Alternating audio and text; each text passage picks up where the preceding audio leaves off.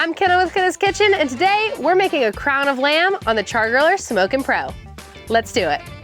This is one of those dishes that you make on Easter or Christmas, and it's just your centerpiece. Make sure to make one of these for a crowd because it is a crowd pleaser. That looks tasty.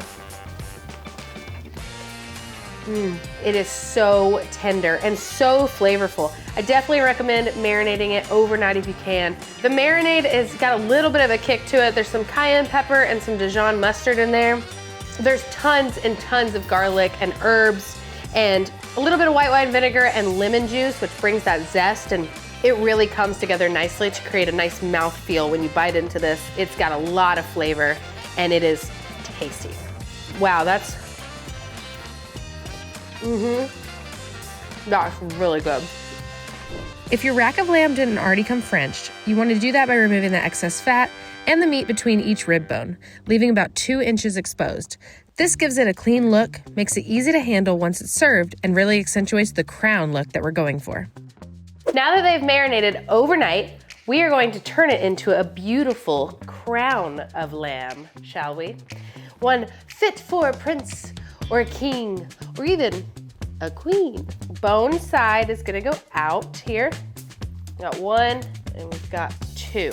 You can use an onion or even like a glass to kind of mold this around if you need to, but I am so pro, I don't even need that. Wow. Yep. All right, so we might need to put it on its side here. Make sure to put the chops to each other.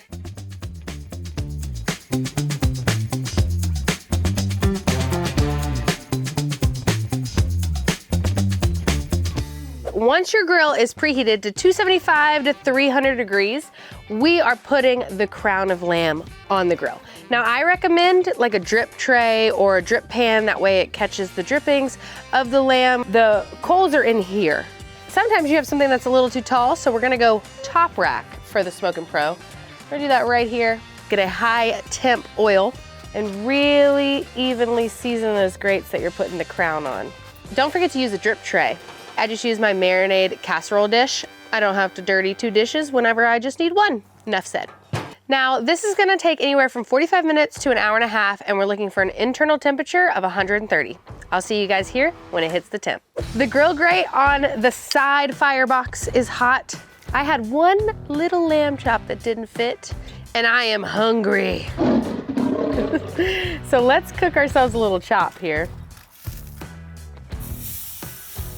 A little snack.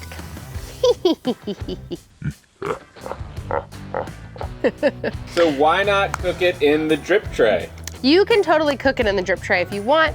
I like to actually raise it above the drip tray, kind of let the air and the smoke get all around that crown of lamb, just to get some nice flavor, some nice color, and really get those aerodynamics of flavor moving. You know what I mean? Aerodynamics of flavor. Put that on a t-shirt. My secret stash is hot and ready.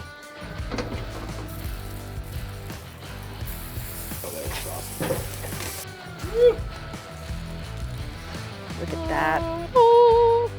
I gotta let that rest for 5 minutes. And then I'm gonna eat it. I'm gonna eat it good. You're more disciplined than many chefs. Why? For letting it rest. No, real chefs would let it rest. Hold on, let me finish scratching my foot. I'm not gonna make something that then I'm gonna waste the flavor because I'm a little impatient. No, you gotta wait the 5 minutes so you get that flavor locked in. You gotta lock in. Every chef knows that. Only amateurs would take a bite out of it too soon. Are you an amateur?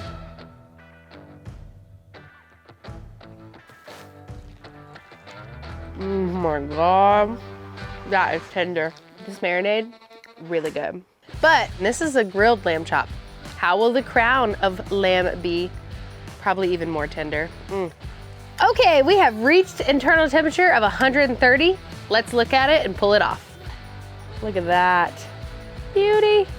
Okay, it's done. Let's bring it inside, carve it up, and eat it. She looks real good. That's a crown fit for a queen, like me. Woo! It is ready. It's rested for 10 minutes. It's ready to cut in. All right, let's remove these ties here. It should pretty much hold together. People like to stuff these with, you know, stuffing or rice or vegetables. So you can totally do that if you're making it as like a centerpiece. You can fill it with delicious sides and then it's a whole meal. Let's cut into it. Perfect medium rare. Beautiful. You can cut these up, serve them to your guests with some mashed potatoes. Woo! That looks tasty. Now, if I would have thought ahead, I would have made like a nice horseradish dip. I mean, I might still. I got all the time in the world. But let's do a taste test. See how it is.